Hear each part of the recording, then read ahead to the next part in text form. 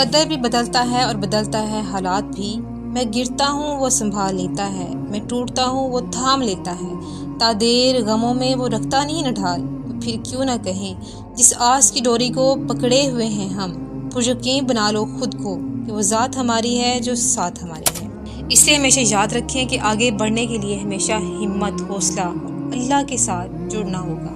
وہ ذات ہی ہے جو اپنے کرم سے، اپنے فضل سے ہمیں پار لگائے گی، ہمیں راستہ دکھائے گی اور ہمیں پھر منزل تک لے جائے گی۔ کسی نے کیا خوب کہا، ہمیں رستوں کا پتہ نہ ہو، منزل کی خبر نہ ہو، جڑ جائیں اس کریم کے در سے، وقت گزر جائے کہیں ایسا نہ ہو۔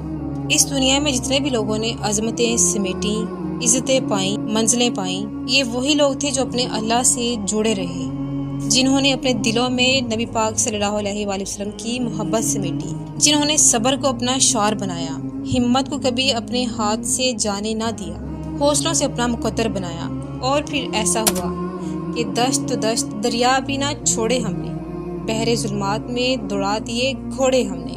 دوستو، دنیا میں جتنے بھی لیڈرز گزرے ہیں، جتنے بھی فاتح گزرے ہیں، ان کی زندگیوں کو ضرور پڑھا کریں۔ جہاں حضرت خالد بن ولید رضی اللہ عنہ کی ہمت دیکھیں کہ جب مسلمان جنگ موتا میں مشکل میں تھے تو حضرت خالد بن ولید رضی اللہ عنہ نے قیادت سنبھالی۔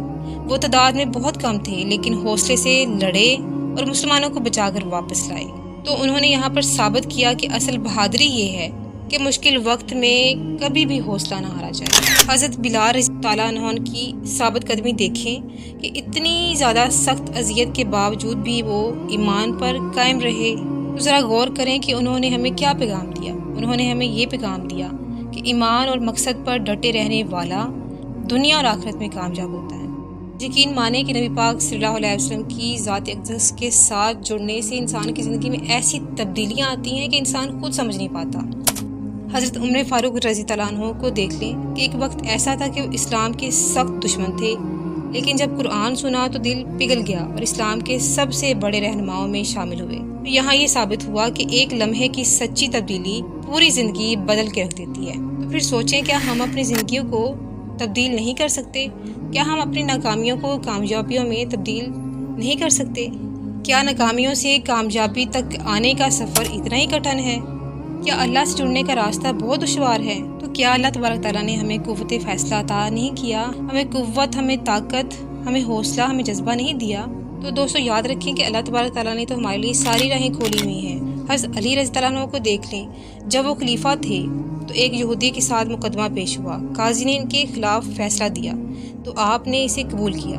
اس عدل کو دیکھ کر یہودی مسلمان ہو گیا۔ تو ہمیں ان ہستیوں کی زندگی سے یہ پتہ چلا کہ انصاف سے بڑھ کر کوئی طاقت نہیں۔ امام احمد بن حنبل کی صبر کی کہانی کو دیکھ لیں کہ آپ کو قید کیا گیا، کوڑے مارے گئے، لیکن آپ نے قرآن و سنت کی تعلیم نہیں چھوڑی، اور آج دنیا انہیں امام اہل سنت کہتی ہے۔ یاد رکھیں کہ سچائی اور صبر ہمیشہ زندہ رہتے ہیں۔ سلطان صلاح الدین ایوبی کو دیکھ لیں کہ بچپن میں بیماری اور کمزوری کا شکار تھے، لیکن حوصلے اور جذبے کے جہاد کے ساتھ انہوں نے عظیم فاتح بنا دیا، اور ایسے فاتح بنے کہ انہوں نے بیت المقدس کو آزاد کرایا، اور یہ ثابت کیا کہ کمزوریاں تو وقتی ہوتی ہیں، محنت اور نیت ہی اصل ہوتی ہے جو انسان کی نیت کو بلند کرتی ہے، انسان کی عظمت کو بلند کرتی ہے۔